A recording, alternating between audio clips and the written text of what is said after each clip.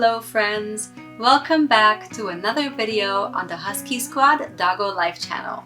I'm Victoria and today the entire Husky Squad is hanging out with me for this video, and today we're going to be talking about a super hot topic: how we deal with shedding and fur in our home with our dogs.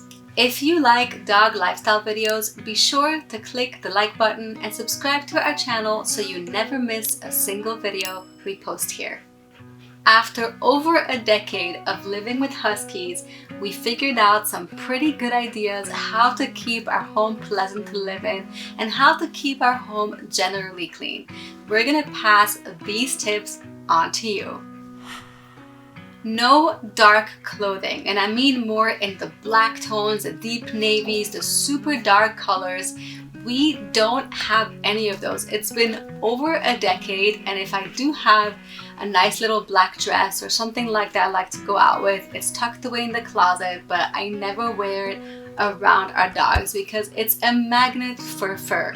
So if you organize your wardrobe to stay in the medium tones, lighter tones, yes, I know, Nikolai, that's when you generally don't see the hair as much. It's kind of like a balance between avoiding the visibility of the fur that you have, but also keeping a clean home. But wearing dark clothing will show every single hair, I can guarantee you.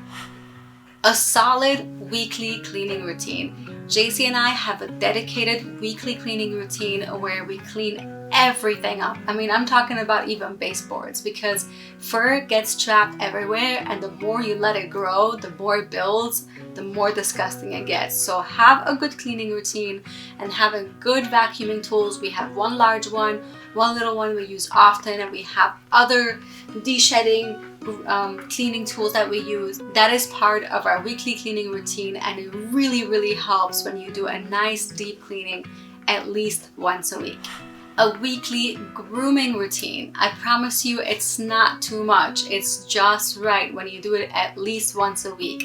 What we actually tend to do is we'll brush them right before we start our cleaning routine. It takes us about an hour maximum for all 3 pups, and that's it. And then after we're done grooming them and they're all nice and fresh and clean and spiffy and no clumps or nothing floating around, this way you can really catch the hair before it falls everywhere.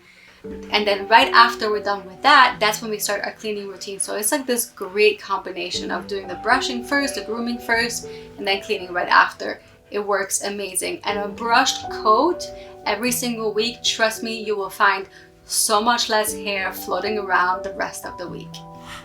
Mini vacuum sessions. We spend every morning, it takes under 5 minutes. We live in a tiny house and accumulates hair even more.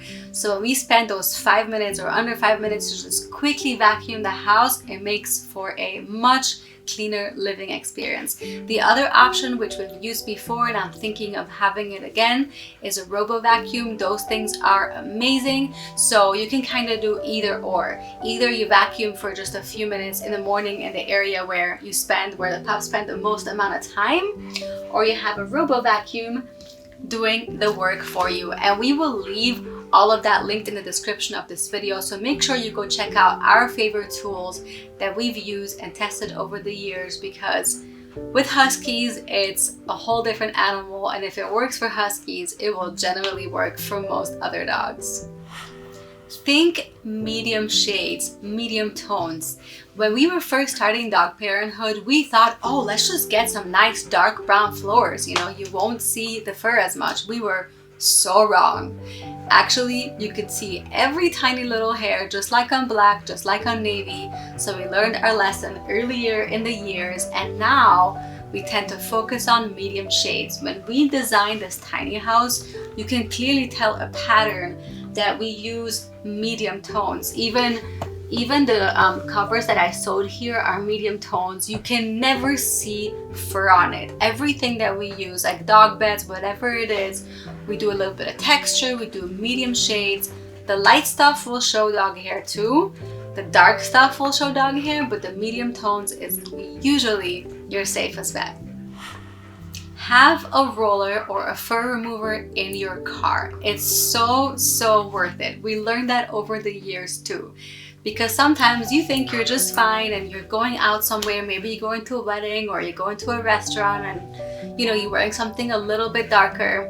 Next thing you know, you step out the car and you're like, wow, thanks for the decoration, which doesn't really bother me most of the time anyways if there's a little bit of fur on me. But if you're going to a restaurant or somewhere nice, it's nice to be able to just quickly grab that roller and remove anything that you have on you. So having that handy is really nice. You can even get those tiny little rollers that you can put in your purse, and that's really helpful too. Sofa covers and dog bed covers are amazing. Yes, you can throw dog beds in the wash, and you can do that sometimes, or you can have, throw pillows, you can have throw blankets, and we use them too. But let me tell you, when we started using blankets, I actually have a full video about this on this channel where we talk about it, what kind of blankets that we use. But having blankets or covers that you can just quickly remove, you can take it outside, kind of shake it off and throw it in the wash at least once a week, makes your home so much cleaner, so much more pleasant, and way less fur gets trapped. Trust me, because if you don't use it, first of all, you'll have oils. They have natural oils in the coat and it does accumulate, so you'll get a bunch of oils on the sofas, which is not nice, but you'll also have a ton more dog hair. I sewed these special cushion covers myself, and we wash these guys at least once a week, and I love it. I'm so glad that I did that. These cushion casings that I actually sewed too is washable, but it takes more time because you have to remove the actual cushions from them in order to wash them, which we do about 2 to 3 times a year. But having something you can wash weekly on the sofas and on the pups' dog beds is absolutely priceless. Your home is going to be cleaner, guaranteed. Have a scheduled bathing routine. It helps so much. We like to bathe our pups at least every 3 months, sometimes once a month. Sometimes we can go 5 months if it's winter time, because winter time the snow keeps them really clean too. But when we're out with the Husky Squad so often in nature, in the great outdoors, there's mud, there's sand, there's dirt, you're bringing these things into your home. So it's so nice when you bathe them, it removes all that excess and they are so much cleaner. Their fur is not matty and tangled. It's so worth it to have a nice bathing routine. Of course, be sure to use toxic-free cleaning products, toxic-free dog shampoos and conditioners, because their health is so important. But a nice frequent bathing routine, I'm not saying every day, we would never do that, but a nice bathing routine according their activities, according the season, will keep your home so much cleaner and more fur-free. And lastly, accepting the fact that it's not dog hair, it is dog glitter. That is our dog decoration. You know what? As much as we try to clean and constantly keeping on top of it, which we do, we don't drive ourselves crazy. We chose to live with Huskies many years ago. We love all the things that we do together. We love our lifestyle. Our home is clean. We keep on top of it, but we also understand that it's not something that is completely possible to remove. So we kind of just learn, okay, this is part of life.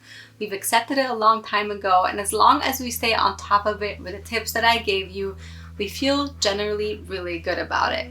However, there's one thing that's a little different, and that's for you guys who have dogs with double coats, which you have one top coat and one undercoat, like Huskies, Samoyeds, Malamutes, those breeds that have double coats. They will go through something what's called a molting season, and that happens twice a year, usually right after winter and right after summer.